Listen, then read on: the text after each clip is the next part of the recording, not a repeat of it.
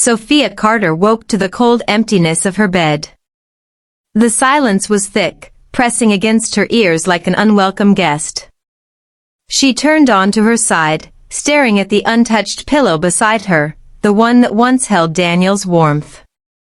Now it was just another reminder of how far apart they had drifted. She sighed and sat up, rubbing her temples. The soft hum of the house settling in the night was the only sound. It was nearly 2 a.m., and Daniel was still not home. Not that it mattered anymore. He had stopped offering explanations long ago. A flicker of movement in the hallway caught her attention. She turned toward the doorway, heart tightening. "Mom," Liam stood there, his lean frame silhouetted against the dim hallway light. His voice was soft, hesitant. "Liam," she breathed, relaxing slightly. "What are you doing up?" He stepped inside, scratching the back of his head. "I heard something. Thought maybe you couldn't sleep." Sophia managed a tired smile. "You caught me." Liam lingered near the door, his expression unreadable.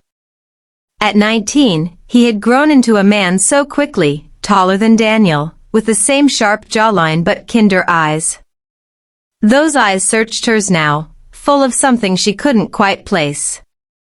He crossed the room and perched on the edge of the bed. "You look tired," he said. "Did you eat today?" She blinked at the question, then exhaled a quiet laugh. "Since when did you start bothering me?" He didn't smile. "You forget sometimes. Someone has to remind you." Sophia swallowed. He wasn't wrong. She had spent the past few years running on empty, keeping the house in order, making sure Mia did her homework, pretending that Daniel's absence didn't carve holes into her. She had grown used to being invisible, a ghost in her own home. "Liam," she started, unsure of what she was even going to say. But he beat her to it. "Does Dad even know how miserable you are?" She stiffened. "Liam, it's complicated." "No, it's not." His voice was quiet but firm. "He doesn't care, Mom. You know that, right?" Sophia's throat tightened. She looked away, staring at the soft glow of the bedside lamp. "It's not that simple. Marriage is." "Marriage isn't supposed to feel like this," Liam interrupted. His hands curled into fists in his lap. "You deserve better." The words cut through her. She had spent so long convincing herself that she had no choice, that she had to endure for the sake of stability, for the children, for the life she had built. But Liam saw right through the facade. A heavy silence settled between them. Then, Liam's voice softened. "I just want you to be happy." Sophia turned to him, her chest tightening. She reached out, brushing a hand over his hair like she used to when he was little. "I know, sweetheart." Liam's eyes flickered with something she couldn't decipher. He covered her hand with his for a brief second before pulling away. "You should sleep," he murmured, standing up. Sophia nodded, though she knew sleep wouldn't come easily. As Liam walked to the door, he hesitated. "If you ever need to talk, you don't have to pretend." She opened her mouth to respond, but he was already gone. Sophia lay back against the pillows, staring at the ceiling. The house had fallen silent again, but inside her, something stirred, something she wasn't ready to name. The morning light crept through the curtains, casting slanted gold lines across Sophia's room. She had barely slept. The weight of Liam's words still pressed against her chest, an ache that refused to settle. Marriage isn't supposed to feel like this. She pulled herself from bed, stretching stiff limbs, and moved toward the bathroom. The reflection in the mirror was one she barely recognized. Tired eyes, faint worry lines, lips pressed into an uncertain line. She traced a finger along her cheek, as if searching for the woman she used to be. By the time she made it downstairs, the house was alive with the sounds of a weekday morning. The clatter of dishes, Mia's groggy complaints about school, and the distant hum of Daniel's voice on a phone call in his office. Sophia stepped into the kitchen, where Liam stood by the counter, pouring coffee into a mug. He glanced up as she entered. "Morning," he said, his voice neutral. "Morning," she replied, reaching for the second mug he had already set out for her. A small gesture, but it made her chest tighten. Mia, slumped at the kitchen island, scrolled through her phone between half-hearted bites of toast. "Do I have to go to school today?" she mumbled. "Yes," Sophia said automatically. Liam smirked. "Nice try." Mia groaned, but didn't argue. Instead, she turned to Sophia with narrowed eyes. "You look weird." Sophia blinked. "Excuse me?" "You know, like, off." "Did you and Dad fight again?" A sharp pang twisted through her. Not because they had fought, no, that would require at least some level of engagement. It was the absence of fights, of words, of anything that made her feel like she was living with a stranger. "No," she said, forcing a lightness into her tone. "Just tired." Mia shrugged, unconvinced, before shoving the last bite of toast into her mouth and grabbing her backpack. "Can we go now?" Liam grabbed his keys, giving Sophia a small nod before heading for the door. "I'll drop her off." Sophia wanted to say something. To thank him, maybe, or acknowledge the lingering tension from last night. But the words stuck. Instead, she watched as her children walked out, leaving her alone with the quiet hum of the house. She wasn't alone for long. Daniel emerged from his office, slipping his phone into his pocket. He barely glanced at her as he poured himself coffee. "Morning," he muttered. Sophia studied him. His crisp white shirt, the slight stubble he hadn't bothered shaving. The way he avoided looking at her directly.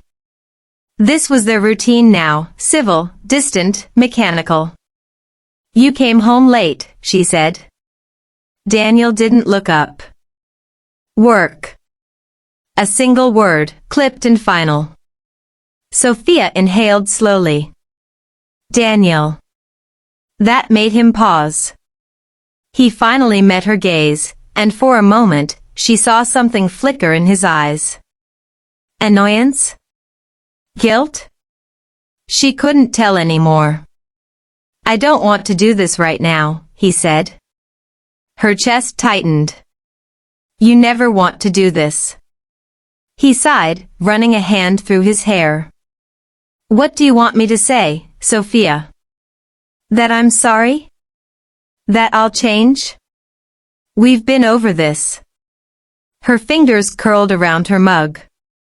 "And yet nothing ever changes." Daniel exhaled sharply and set his coffee down. "I have to go." And just like that, he was gone. Sophia stood there. The echo of his absence louder than his presence had been. Marriage isn't supposed to feel like this. She swallowed against the tightness in her throat and turned away from the empty kitchen. Sophia sat at the dining table, absently tracing the rim of her coffee mug with her fingertip. The morning had slipped away, leaving her with an unsettling stillness that pressed in from all sides. She should have started on the laundry or answered emails, but she found herself anchored to the chair, staring at nothing. The conversation with Daniel replayed in her mind, each word sharpening the edges of her discontent. He had walked away so easily, as if their marriage was a minor inconvenience rather than something worth salvaging. A soft knock at the front door pulled her from her thoughts. She glanced at the clock mid-morning. Strange. She wasn't expecting anyone. She rose, smoothing the front of her sweater, and opened the door to find Rachel standing there, a knowing look on her face. "I brought muffins," Rachel announced, holding up a brown paper bag. "And before you say you're busy, I know you're not." Sophia sighed, stepping aside. "Come in." Rachel strode in, setting the bag on the counter before turning to face her. "All right, spill it."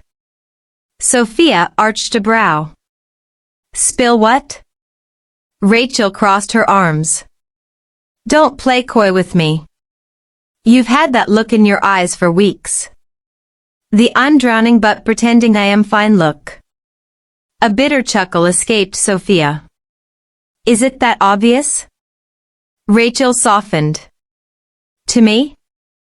Always." Sophia hesitated, then pulled out a chair and sank into it. Rachel followed suit, waiting patiently. "It's Daniel," Sophia admitted. "Or maybe it's me. Or both of us." She exhaled, rubbing her temple. "He doesn't even try anymore, Ratch. He barely looks at me. He comes home late, avoids conversations, and when I finally push, he acts like I'm the problem for expecting anything." Rachel's lips pressed into a thin line. "That's not a marriage. That's cohabitation." Sophia let out a hollow laugh. "Liam said something similar last night." Rachel's brows lifted. "Liam?" Sophia nodded, the memory of his quiet intensity lingering. "He came to my room when I couldn't sleep. He asked me if I was happy." She swallowed. "I didn't know how to answer." Rachel's gaze softened. "Because you're not." The admission sat heavy between them. Sophia shifted, uneasy. I don't know when it happened. When I stopped being a wife and started feeling like a stranger in my own home." Rachel reached for her hand. "Soph, you deserve more than this." The words burrowed deep, settling in the spaces Sophia had been afraid to explore. She glanced toward the hallway, where the photos of their families still hung. Frozen moments from a past that felt like a different lifetime. "I don't know what to do," she whispered. Rachel squeezed her hand. "Then maybe it's time to figure that out." Sophia nodded, the weight of uncertainty pressing down. But for the first time in a long while, she felt something shift. A whisper of change, lingering on the horizon.